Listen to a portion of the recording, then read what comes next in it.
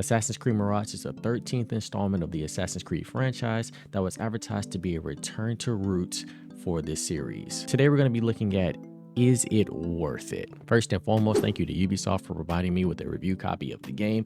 That being said, all opinions in this video are my own. This game isn't perfect, and I will have to be brutally honest on some of my issues with this game. As stated earlier, this game is a return to roots for the series. However, if you're looking for a direct copy and paste of old Assassin's Creed games, this may not be the game for you. This game is more like if the Ezio trilogy of Assassin's Creed games and the RPG trilogy Origins, Odyssey, and Valhalla had a baby, it would be Assassin's Creed Mirage, and it's leaning about 60-40 towards the RPG trilogy titles. Now, depending on your taste, that could be a good or bad thing. Let's dive in. Basim is the main character of this story, and for those who loved Assassin's Creed Valhalla, he'll be a very familiar face.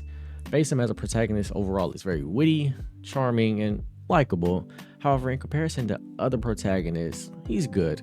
Not the best, not the worst, he's just a solid character. Without going too much into spoilers, this is your typical Assassin's Creed story. You start off as a street thief who gets caught up stealing and decides to join the Assassin's Order. From there, you're dropped into Baghdad and kind of given free range to tackle the side quests and main story as you please.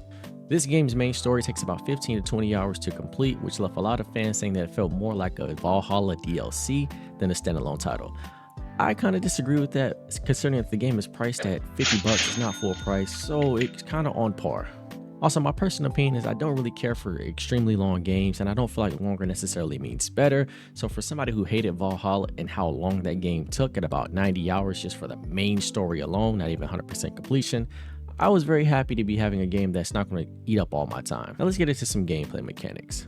Starting with the parkour. Overall, to me, the parkour feels pretty good. They really scaled it back and made it a lot more realistic, as you can't just go around freely climbing anything that you want. There must be some form of way or crack or crevice that you have to latch onto and then work your way up, almost like a puzzle. I personally love that style. That's from the older games. I like that way better than just being able to run on whatever you like. But I know a lot of people in the community thought that it should have been more so fluid, maybe more like a Assassin's Creed Unity.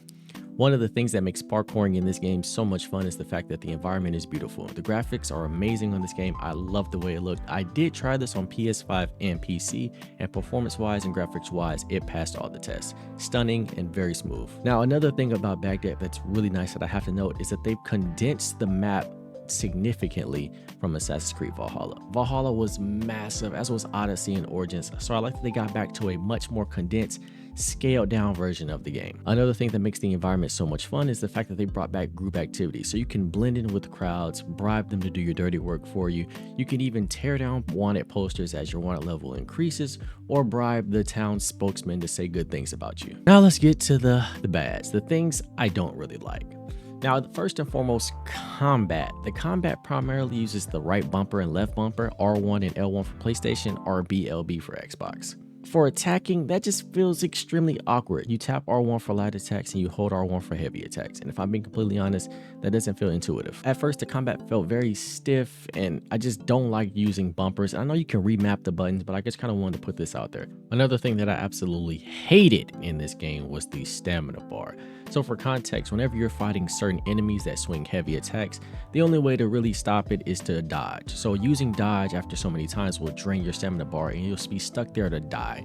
And then when I first got this game, I did it over and over and over and continued to die because I was running out of stamina in fights, which was the most frustrating thing ever. And in all fairness, that was my fault because although I don't like the combat, I had to learn that this game really prioritizes stealth.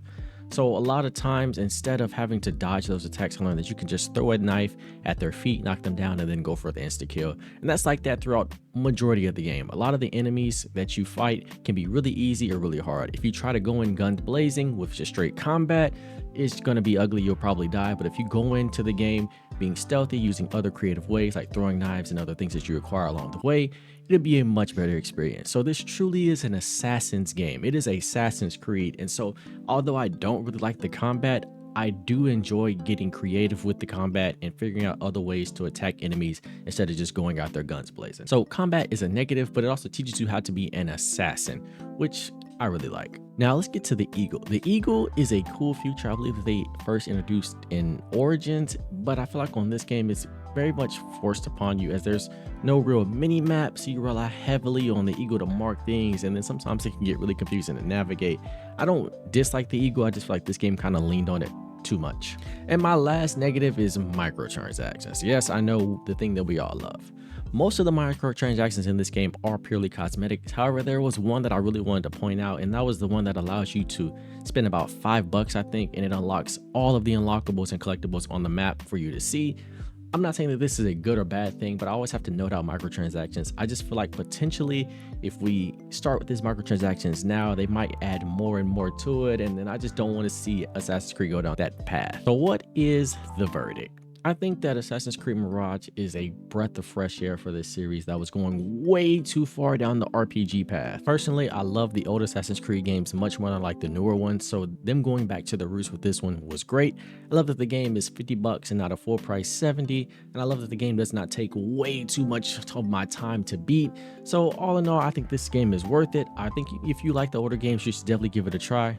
And I want to see what they do with the series going forward. I know there's supposed to be Assassin's Creed Red, which is supposed to take place in Japan, so looking forward to what they come up with. But that's my Is It Worth It Assassin's Creed Mirage edition. I hope you guys found this useful as holiday season is approaching us quickly. And then let me know what other games you guys want to know if they're worth it, and I'll catch you guys on the next one.